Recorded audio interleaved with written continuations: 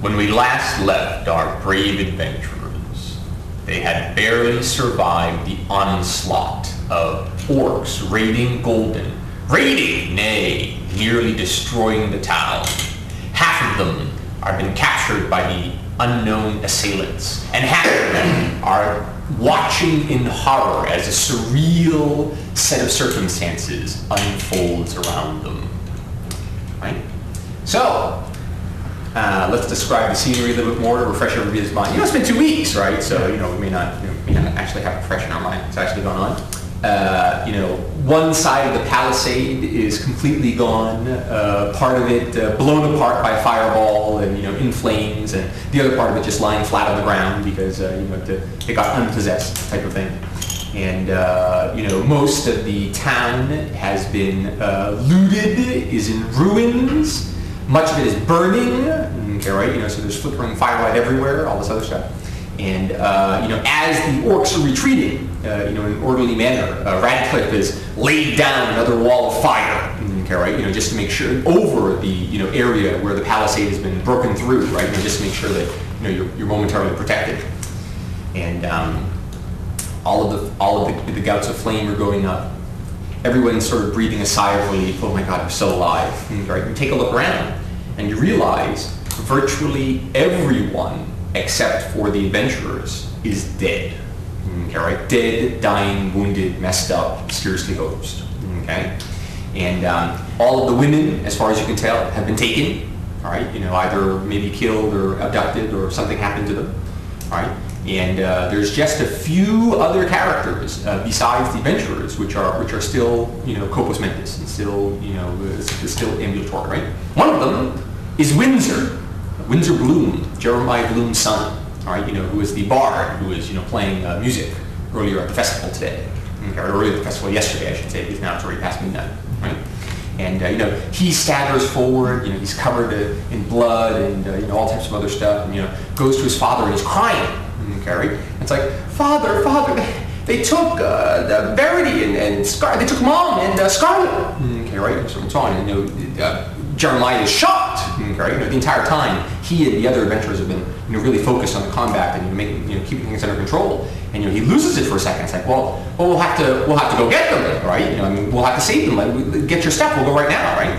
And Strick immediately barks out, "You won't go anywhere, okay, right? We have to stay here and save the rest of the people. Some of them can still be saved, right?" And he's like, "Strick, are you crazy? This is my wife we're talking about here. This is my family, my wife and daughter, okay?"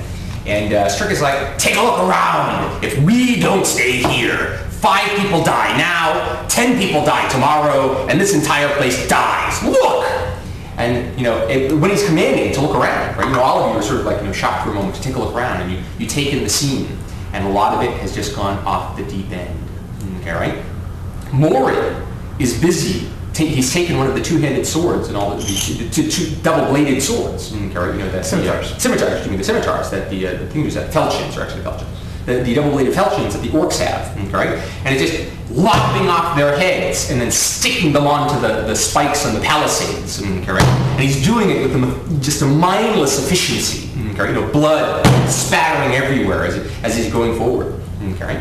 The area, from the only inn, is staring blankly at his, his property, going up in flames, okay? And he's gripping the sword in his hand so tight that his knuckles are turning white, okay, right? And he starts searching around and then slowly picks up a wolf pelt and then puts it around his shoulders, okay, right? Hunching down almost animalistically, okay? Sgt Anderson, who's normally the paragon of cool, okay, right? Is standing there crying, almost in rage, okay, right? At the orcs, the dead orcs, okay, right? And it looks like he'd be stabbing them too, if Morin weren't already doing it for him, okay, right? And and then strangest of all, out of the entire thing, is Melvin Kausnowski, up in one little corner. Just sighing and moaning, this is such a bad situation. Oh, this is so bad. Still doing little magic tricks, right? Sort of futilely, to amuse himself because everything has just gone to hell, right? And Barnaby is the only one who looks like he's at home. Right? Well, things get fucked up. Oh my God, this whole place got fucked up. Oh well, gotta go. Right? And Strick takes Jeremiah physically and shakes him. It's like, look, these people will die if we don't get them out of here. Okay, right? I need you now more than ever. Right? So you have to make a choice right now, Jeremiah. Okay, right? Is it going to be your wife or your duty? Right? And Jeremiah looks at him for a long, long time. I hate you, Strick, and I hate you most when you're right. And then immediately goes off and starts tending to the wounded. Okay? So, what are the rest of you doing? Sleeping. Sleeping! Oh, you're sleeping quite comfortably. I don't know about comfortably, but I'm sleeping. Yeah, very good. Yes, there you go. A contusion-induced sleep. Yeah, very good. When I'm done with my grim duty, I'll count the heads and report to Strick, I guess, and try to figure out what we're doing next. Mm-hmm, sure. Okay, so you counted up the various heads and all this other stuff. Really, there's a pitiful number of them that have been killed. Most of them by you adventurers and all this other stuff, right? So there's about 30 or so that were actually injured in the combat, killed in the combat. Interestingly enough, the prisoner that you brought before is gone. Okay, so that's been liberated, and you've noticed a number of other strange things while you were doing your thing, your gruesome task. The first is that the falchion, when you wield it, so they're two-handed, so you have to wield it two-handed, seems to be doing a D10 of damage. Okay. And the other is that all of the torches on top of the palisade have been extinguished. Right? I mean, there's still plenty of light to see by because one of the light spells that Jeremiah casts is still going on. Actually, there's a few light spells around, but one of them. What about the only end? Okay, right. There are lots of burning, all this other stuff. I was thinking it was casting quite a bit of light itself. Yeah. Only the inn was casting quite a bit of light. Oh, just by the burning or the various other stuff? Yeah. I mean, sure. So there's lots of stuff that's burning. All types of other things. Blah, blah, blah, right? And strangely, out of everything, the person that's kept their head the most is Odin 241. We must organize a search team, a rescue team, to go rescue the Shapers. He's unconscious. Oh, he's unconscious? Oh, he thinks very loudly. Don't worry. Okay, you're going to do something? Okay, yes. What are you going to do? Well, I'm going to go over to Goliath. Mm-hmm. Have you been able to locate any of our people? Mm-hmm. Who are you talking to here? Goliath, because he's still... Oh, Goliath. Oh, right. He's still operating. Yes, we're talking about Goliath, right? No, I think that they were all taken during the big combat that you and I fought in. So Kinvolo and you were actually with Shapers before. Ah, okay. So all right. It wasn't they were stolen and then I showed up and found out that they were gone? No. You guys were there. Okay. And what happened is you kicked the spit out of a whole frick wad of orcs, but then there were too many. You're just too many and they took them. All right. Mm-hmm. Let's see if we can go find our other Gardeshi friends. Mm-hmm. So we'll go to find Casimo and Odin, and I assume at that point we'll find out there is no Casimo either. That's correct. Yeah, Casimo's gone. But there is an Odin who fails in his duty to guard the... Maybe we should just leave it there, leave the husk there. We should try to repair Odin. He will be a valuable ally in our quest to get the Shapers back. I look at the Odin systems. Mm-hmm. I do not have the skill to fix it myself. Mm-hmm. Does he have any functional bed packs that I can activate on? Oh yeah, sure, totally. He's got two of them actually. All right, I will activate one of his bed packs. Very good. Sounds good. Yeah. Oh, that was a good activation too. 18. Okay, very good. So when you do the stuff there, he gets almost back up to functioning, full functioning. So he's quite conscious, but not completely repaired close. Yes, exactly. That's correct. And by the way, the damage that he has is light, non-lethal damage, which strangely enough is the most effective thing against the undead destructors. Okay, so almost as effective as worms. Exactly. Yeah, and then so the first thing that Odin does, we must rescue the Shapers. We must rescue the Executor. Let's go right now. Moses do. You can't understand You it. can't say exactly. Yeah. You can't understand him either. So it doesn't matter. Turn to Goliath, perhaps this was a bad idea. Only time will tell, sir. Okay. So when I'm finished with my gruesome task, Yeah. I want to still stay on the palisade with the heads behind me and deliver my rallying speech. Oh, what's your rallying speech? Go to your speech here. I'll take the two-handed scimitar, which is just completely blood-soaked. In Yeah. fact, Morin is just spattered with blood, and he'll wave the scimitar above him and say, "Look, this is the price they've paid for what they've done to our people. The word in the jungle seems to be that it's all right to kill our villagers, as the undead and the shimmering guys have done. It's all right to possess our people. It's all right to take our women. Well, I, for one, have had enough of it. I want to see a whole lot more of this. And we deliver some smackdown to orcs, and we will rescue our people." Yeah! I don't know what he said. I say to Goliath, but I think I like it. I think I can get behind the sentiment, the body language. Yeah. So what are you doing? Sleeping. I'm meant to. Trying desperately hard to fight off a massive angler. Yeah. Yeah, very good, very good. This should help.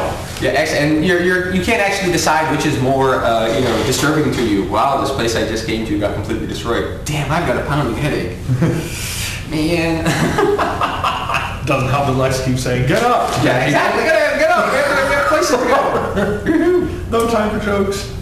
So, it looks like the party's laying fractured. That's not the name.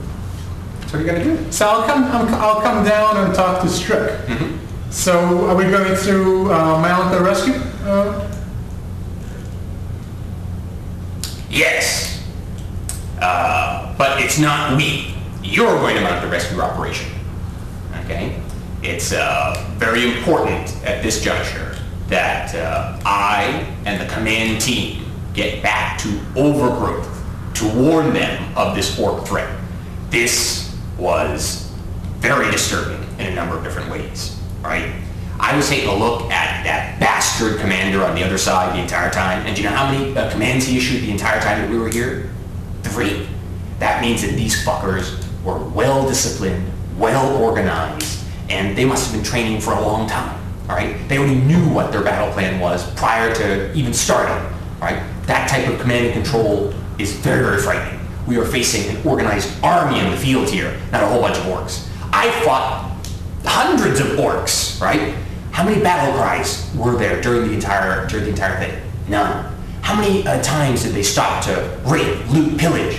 None, right? They could have easily wiped us out if they wanted to. And what did they do? They just took the woman and ran. Okay, right? There's something going on here that we don't understand, and we're facing a force that's way too powerful for the men that we have here right now.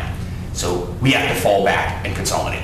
I think the situation calls for some subtlety. As I'm waving. Yeah, I agree with you entirely. However, I can't track, but I can try to sneak up on them unseen and figure out where they're at and what their disposition is. Right. Actually, that's a good idea. Right now, what we need more than anything is information. Okay? So let's actually see if we can start assembling a team. Sgt Anderson, get over here. Right? And Sgt Anderson is, broken out of his reverie, this everything from time. I want you to track and lead whatever team that we get together, okay, right? Towards the orcs. Your primary mission is to gain information, right? So we need some type of hard intel on these orcs to know what the heck is going on. Second, if you can, rescue as many of the survivors or the people that were captured as you possibly can, right?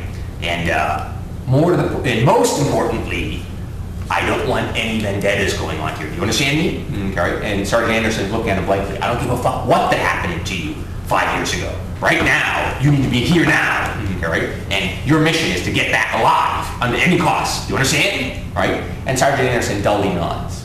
Okay. Right? But it doesn't look like he's entirely agreeing with Strick here. Okay, right? So something's going on there. You don't know what, right? This whole preservation of my own life is, you know, as a mission is very strange and unusual to me. Entirely different from our impetus when we were trying to figure out what happened to the dead villagers. Right, yeah, exactly. I understand. Okay. So the entire time, you guys have been standing around, you know, this type of thing, so we've done. And, you know, Odin... Can we scrounge any supplies? Sure. Take whatever you can from the town. And actually, he calls over some other, military people. So they've actually been doing the same exact thing. They've sort of been clustering around Strick because they don't know what the hell to do now. And all this other stuff, right? And he immediately announces, "We're abandoning the town. Take whatever you can. Loot whatever you can. Okay, right? You know, from anywhere, it doesn't matter. Right? Just take it and get out of here. Okay? All the people."